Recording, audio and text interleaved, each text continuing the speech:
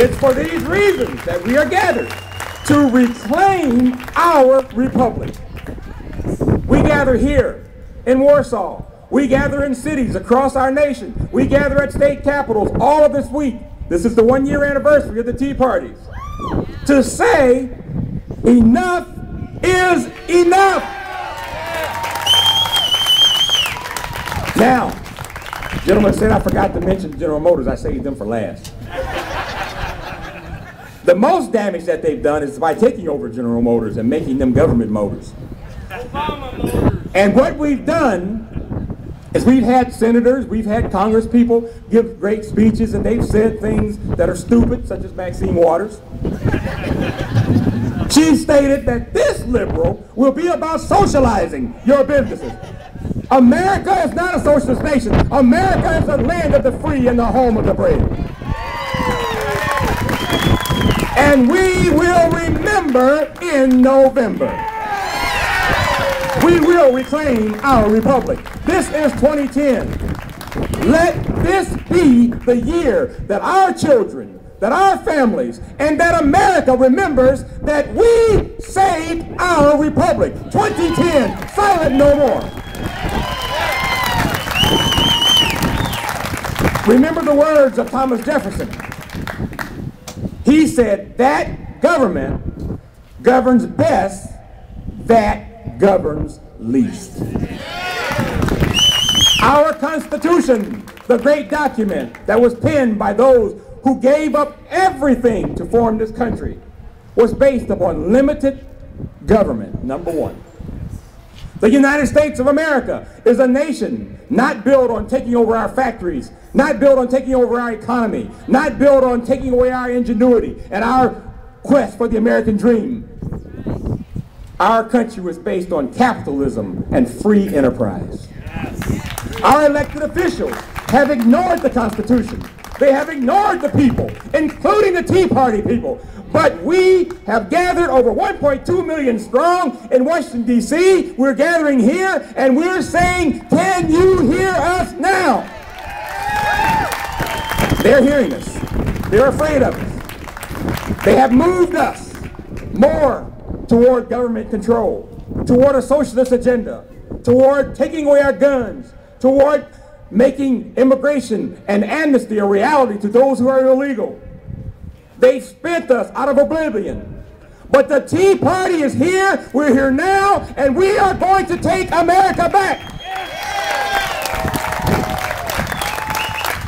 The Tea Party, our mission is to attract, to educate, to organize, and to mobilize our fellow citizens to secure public policy consistent with our constitutionally limited government, fiscal responsibility, and the free market system of America. That's how we grow. That's how we remain the leader of the world. That's how we remain a strong America. Not by farming things out and sending them overseas. Not by taxing us to death. Now, what is our responsibility as citizens? Our responsibility is, first of all, to defend the Constitution of the United States of America and our rule of law. It is us who must stand and defend that. We must continue to rally, we must continue to unite, we must continue to come to events such as this, to let others know and to let our leaders know that we are not going away. The most important thing, as our leader of our prayer this morning has said, is that we must trust in God Almighty. We must pray, because if God is for us, who can be against us? Our past presidents trusted in God. They trusted in prayer. They asked God to lead them, to guide them, and direct them. They prayed in the Oval Office. They prayed out of the Oval Office, in the residence, president's residence. Such presidents as Washington, Lincoln, Ronald Reagan. However, our current president, President Barack Hussein Obama, won't even recognize the National Day of Prayer. He hates America. We must educate others. We must continue to write, to call, to fax, and to confront our elected officials and hold their feet to the fire. Support good conservative candidates, volunteer, donate. They must know that we support them. And they must know that the most important thing that we will do, and it will come on the first Tuesday after the first Monday in May, is vote in the primary, and also in November, when we vote on that Tuesday.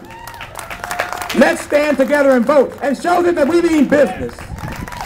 Okay, our call to action is that we stand together, correlate, get with other groups, get with each other, recruit others, bring them into the fold, and let them know how important it is for us to save this great nation. Yes, we're exceptional. I'll stand here and make no apologies about it. The president might, but I don't. We are exceptional, and we have nothing to be ashamed of and nothing to apologize to the world for.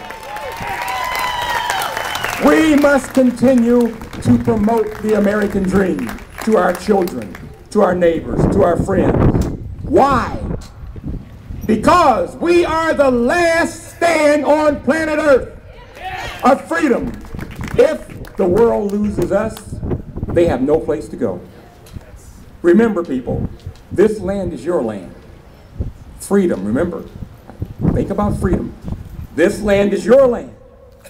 This land is my land. From California to the New York Island. From the Redwood Forest to the Gulf Stream waters.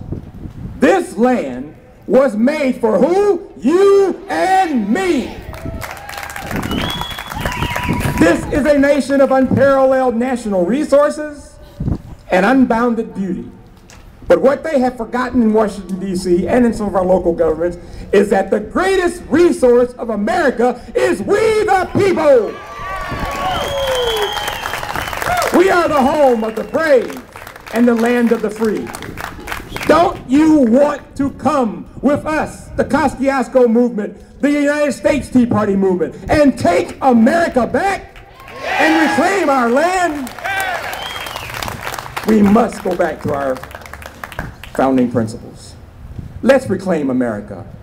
America, God shed his grace on thee and crowned thy good with brotherhood from sea to shining sea, the land that we love. God bless our troops. God bless each and every one of you. And remember that we will remember in November. We have, people, today only one America. If we lose it, we'll lose it forever. There is no coming back. Remember that. For those little ones that walk right there in the middle before us, do we want them to lose what our founders and our predecessors have passed down to us? Do we want that? No! Liberty, freedom, use them or lose them. Let them hear our voices in 2010. Silent no more. Thank you.